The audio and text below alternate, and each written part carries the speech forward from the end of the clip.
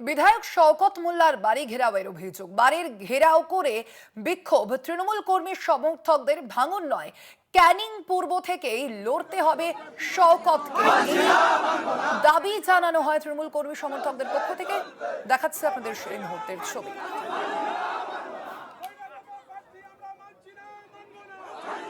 বিধায়ক শওকত মোল্লার বাড়ি ঘেরাওয়ের অভিযোগ।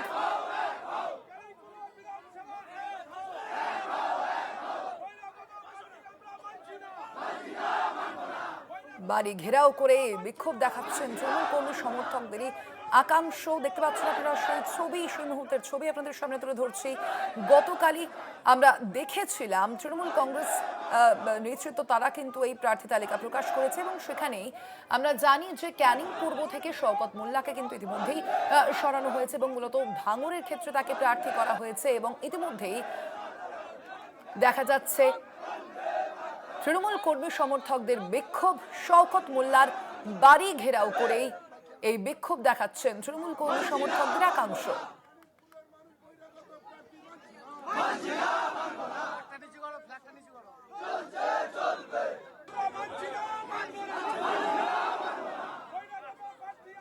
বিদায়ী বিধায়কের বাড়ি ঘেরাও করেই এই অভিযোগে সরব হয়েছে তৃণমূল কংগ্রেস নেতৃত্ব। বাড়ি ঘেরাও করে বিক্ষোভ দেখায় তৃণমূল কর্মী সমর্থকদের একাংশ। দেখাচ্ছে সেই ছবি। গতকালই 291 আসনে প্রার্থী ঘোষণা করা হয়েছে তৃণমূল কংগ্রেসের তরফ থেকে এবং আপনারা জানেন ইতিমধ্যে যে শওকত মোল্লা তিনি কিন্তু গত বিধানসভা নির্বাচনে আমরা দেখেছি তিনি ক্যানিং পূর্ব আসন থেকে লড়াই করেছিলেন এবং তিনি সেই আসনে জয়ী হয়েছিলেন। যদিও এবার কিন্তু তার যে কেন্দ্র, সেই কেন্দ্র বদল করা হয়েছে, ক্যানিং পূর্ব থেকে তাকে আনা হয়েছে ভাঙড়ে এবং ইতিমধ্যেই তৃণমূল কর্মী সমর্থকরা তাদের বাড়ি ঘেরাও করে বিক্ষোভ দেখাচ্ছেন। সেই ছবি আপনাদের সামনে তুলে ধরছি। প্রার্থী তালিকা ঘোষণা করতেই এবার শওকত মোল্লার বাড়ি ঘেরাও করে এই বিক্ষোভ দেখাচ্ছেন তৃণমূল কর্মী সমর্থকদের একাংশ।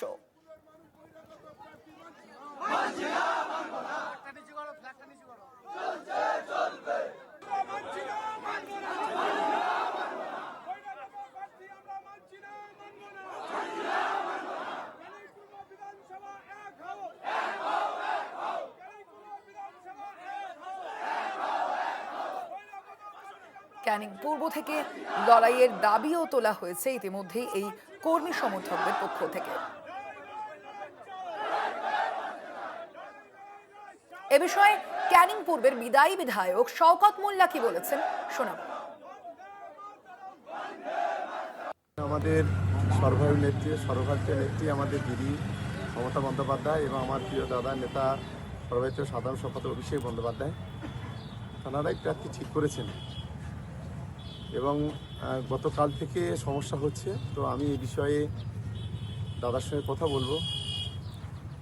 কথা বলে তারপরে যা যা ডিসিশন নেওয়ার আমি নেব। এই যে সমস্ত মানুষজন আন্দোলন করছে তাদেরকে সামলাবেন কি করে এখন এই মুহূর্তে? দেখুন, মানুষই তো আমাদের সব কিছু। নিশ্চিতভাবে দিদির সঙ্গে বা দাদার সঙ্গে কথা বলে তারপরে যা পরবর্তী পদক্ষেপ যা যা নেওয়ার নেব। আমি মনে করি আমি সকলকে অনুরোধ করব, দল ক্যান্ডিডেট ঠিক করেছে, এটা নিয়ে যে তাদের যে আবেগ বা তাদের যে যা কথাবার্তা, নিশ্চিতভাবে সেই বিষয়গুলো আমি আমার নেতা অভিষেক বন্দ্যোপাধ্যায়কে বলবো বা দিদিকে বলবো, তারপরে যেটা হওয়ার সেটা। শুনছিলেন আপনারা শওকত মোল্লার এই বিষয়ে কি বক্তব্য। ভাঙড় নয়, ক্যানিং পূর্ব থেকে লড়তে হবে শওকতকে, এমনই দাবি তোলা হয়েছে তৃণমূল কর্মী সমর্থকদের একাংশের তরফ থেকে এবং সেই কারণেই তারা শওকত মোল্লার বাড়ি ঘেরাও করেও এই বিক্ষোভ দেখান।